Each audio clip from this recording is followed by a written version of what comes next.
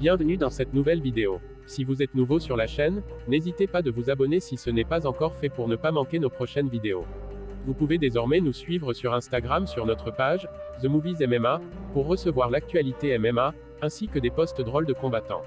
Sans plus tarder, entrons dans le vif du sujet, mais juste après le générique. Anyone, anywhere. But if you wanna find me, please just send the location. Predator Francis Ngannou.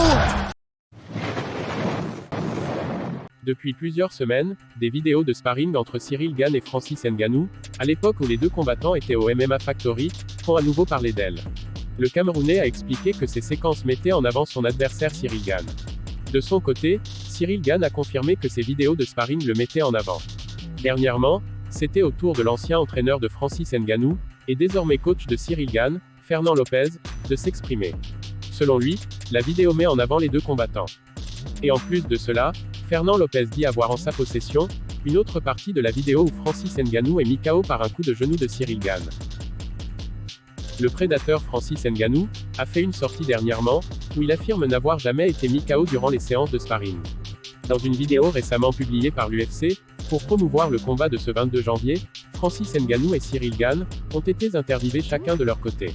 Ils ont parlé notamment de leur première rencontre en salle de gym, et des vidéos de sparring qui circulent depuis un moment. Ciryl Gane parle de sa rencontre avec Francis Ngannou, et déclare, je cite, « Si je suis allé au MMA Factory, c'était pour trouver des partenaires de sparring, vu que c'est une gym où on peut trouver des partenaires de presque toutes les divisions. » Gane poursuit en disant, je cite, « Le sparring avec Francis, ma première impression était juste, waouh! Ce gars est vraiment fort. J'étais très confiant car en cette période il n'était pas encore dans le top 5. Francis Ngannou s'est également exprimé disant, je cite, « On ne s'était jamais rencontré avant ces séances de sparring, et j'ai remarqué qu'il était très bon.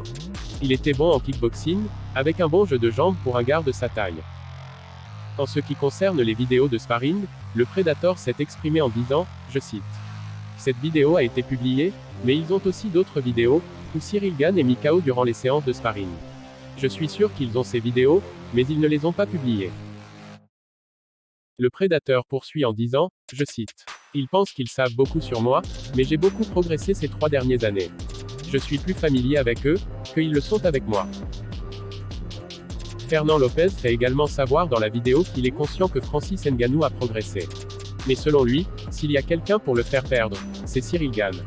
Il ajoute que la seule façon de vaincre Francis, c'est de déjouer sa puissance car si on ne le fait pas, ça sera l'humiliation. Francis Ngannou et Fernand Lopez sont également revenus sur la cause de leur séparation.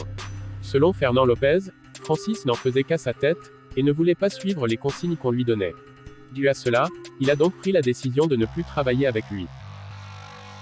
En ce qui concerne sa séparation avec Fernand Lopez, Francis Ngannou s'est également exprimé en disant, je cite, « Fernand et moi, on a toujours eu des désaccords depuis le premier jour qu'on a commencé à travailler.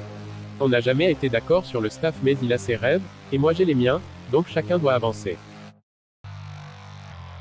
Dites-nous ce que vous en pensez en commentaire.